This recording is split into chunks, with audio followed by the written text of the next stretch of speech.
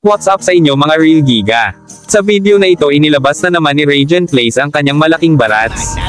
Sa sobrang laki ng barats ni Radiant Plays ay naglabasan ng magagandang dilag. Early game pa nga lang ay gusto na agad matikman ng kalaban ng malaking barats ni Radiant Plays, kaya naman dahil mabait siya ay pinagbigyan niya na ito. Unang dugo nga sa kanya si Karina.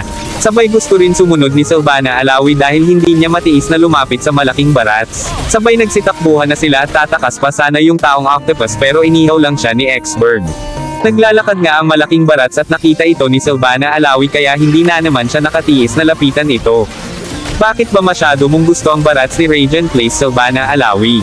Kaya dinuraan na lang siya ni Radiant Plays, baka kasi nausog niya ito. Nagutom nga dito si Radiant Plays kaya naman kumain muna siya ng calamares. Pero idinura niya rin ito dahil lasang kalawang. Sabay tinapak-tapakan niya dahil ang pangit ng lasa. Kumakain si Radiant Plays ng pagong dito sabay nagpakita si Karina kaya siya na lang ang kinain nito. Ang sarap-sarap.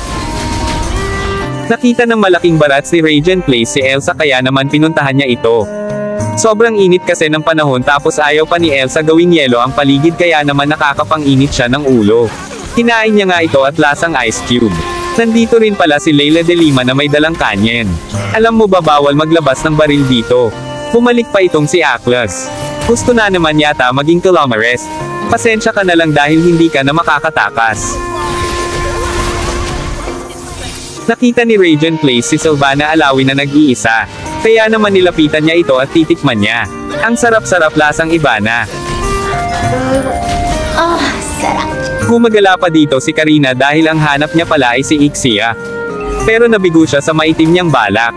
Dahil nakaharang ang malaki at matigas na barats.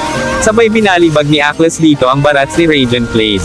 Pero hindi siya makakapayag na walang ganti kaya ikaw ay mayayari.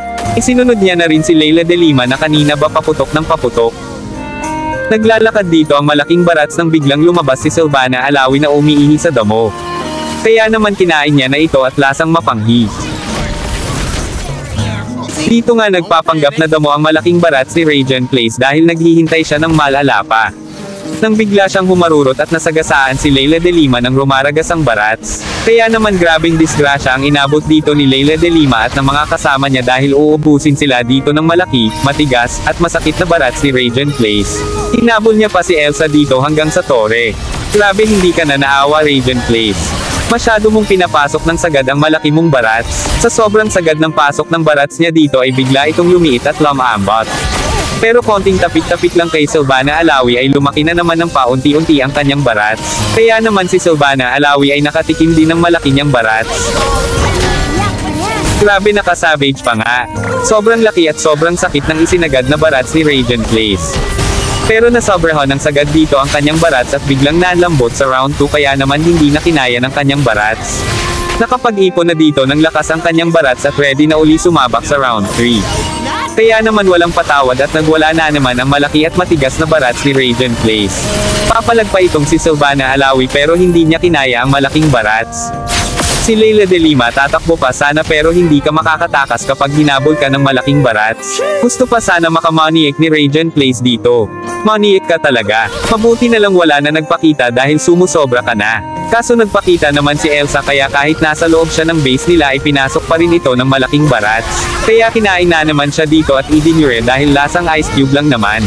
At doon na nga natatapos ang laban na ito. Kung lose streak ka man pasensya ka na sa maririnig mo.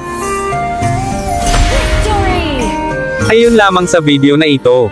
Lagi ka na lang may content Radiant Plays wala naman nanonood sa mga video mo. Pero kung meron man kahit isa ay huwag nyo kalimutan share sa tropa nyong malaki ang barats. Ayun lamang, maraming salamat.